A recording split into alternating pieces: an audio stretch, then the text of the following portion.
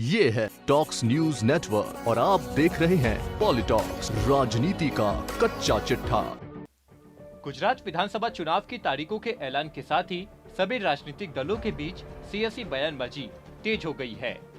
बता दे, लोकसभा सांसद असदुद्दीन ओवैसी की पार्टी AIMIM भी प्रवेश की 142 विधानसभा सीटों में से 40 से 45 सीटों पर चुनाव लड़ सकती है।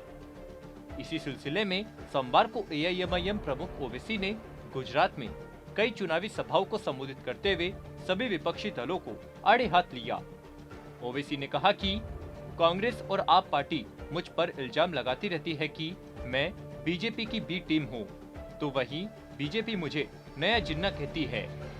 मुझे नहीं पता कि जिन्ना किधर गया। मैं तो उन लोगों की औलाद हूँ जिन्होंने जिन्ना के पैमान को ठुकराकर भारत को अपनाया है। यही नहीं, आम आदमी पार्टी प्रमुख अरविंद केजरीवाल को छोटा रिचार्ज बताते हुए ओवैसी ने जमकर निशाना साधा है। आपको बता दें, प्रदेश में सत्ता परिवर्तन की अटकलों को लेकर ओवैसी ने कहा कि लोकतंत्र में हमेशा एक गुंजाइश रही है और हमेशा रहेगी। लोकतंत्र में बहुदलीय व्यवस्था की गुंजाइश हमेशा रहती है।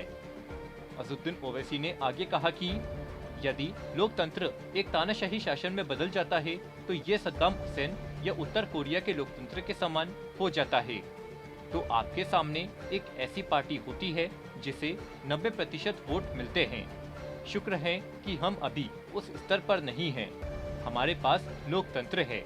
लोकतंत्र की खूबी यह है कि यह अलग अलग आवाजों और अलग अलग पार्टियों का जश्न मनाता है। वहीं उत्तर प्रदेश विधानसभा चुनाव की तर्ज पर ओवैसी ने एक बार फिर जिन्ना का जिक्र करते हुए कहा कि कांग्रेस और आम आदमी पार्टी मुझ पर इल्जाम लगाती रहती है कि मैं भारतीय जनता पार्टी की बी टीम हूं, और वहीं बीजेपी मुझे देश के खिलाफ बताती रही है। बीजेपी मुझे नया जिन्ना कहती है। मुझे नहीं पता जिन्ना किधर गया, लेकिन मैं उन लोगों की औलाद हूं जिसने जिन्ना के पैमान को ठुकराकर भारत को अपनाया है। मैं उन लोगों की औलाद हूं जिन्होंने पाकिस्तान को पाक नहीं माना। चुनावी सभा के दौरान प्रधानमंत्री मोदी और अरविंद केजरीवाल पर निशाना साधते हुए ओवैसी ने कहा कि अरे मोदी जी, पहले ये तो बताओ कि गुजरात में डिस्टर्ब्ड एरियाज एक्ट कब खत्म होगा? डिस्टर्ब एरियाज एक्ट है, कोई मुसलमान अपना घर ना खरीद सकता है। खरीदना है तो कलेक्टर साहब उसको रिजेक्ट कर देते हैं। और फिर यूनिफॉर्म सिविल कोड अगर कोई धर्म परिवर्तन करना चाहता है तो नहीं कर सकता जब तक परमिशन ला ले। तो फिर ये कौन सा यूनिफॉर्म सिविल कोड होगा? ये कौन सा यूनिफॉर्म सिविल कोड होगा? बताओ भाजपा और मोदी जी।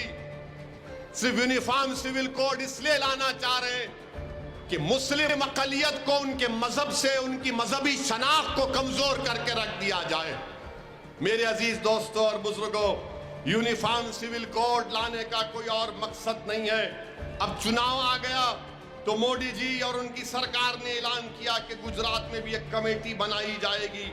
मेरे अजीज दोस्तों और बुजुर्गों, मोदी जी ने कह दिया यूनिफॉर्म सिविल कोड, तो दिल्ली का केजरीवाल भी बोल रहा कि हाँ, यूनिफॉर्म सिविल कोड। इन दोनों का यूनिफॉर्म एक ही है। इन दोनों का यूनिफॉर्म एक ही है। तुम लोकसभा जीतो, मैं असेंबली जीतता हूं।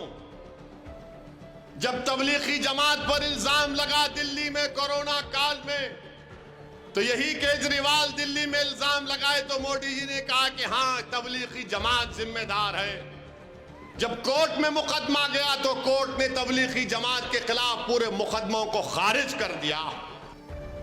वहीं आम आदमी पार्टी सुप्रीमो और दिल्ली के मुख्यमंत्री अरविंद केजरीवाल पर निशाना साधते हुए ओवैसी ने कहा है कि आप ये भी जानते हैं कि यहाँ पर एक और पार्टी आई है, उसका नाम कोई किसी ने अच्छा रखा भी, मैंने सुना। क्या नाम रखा कि छोटा रिचार्ज उसका नाम रखा गया। यही किसी ने कहा था।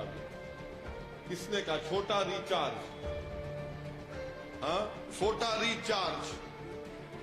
अब ये छोटा रिचार्ज का नाम आप पार्टी है।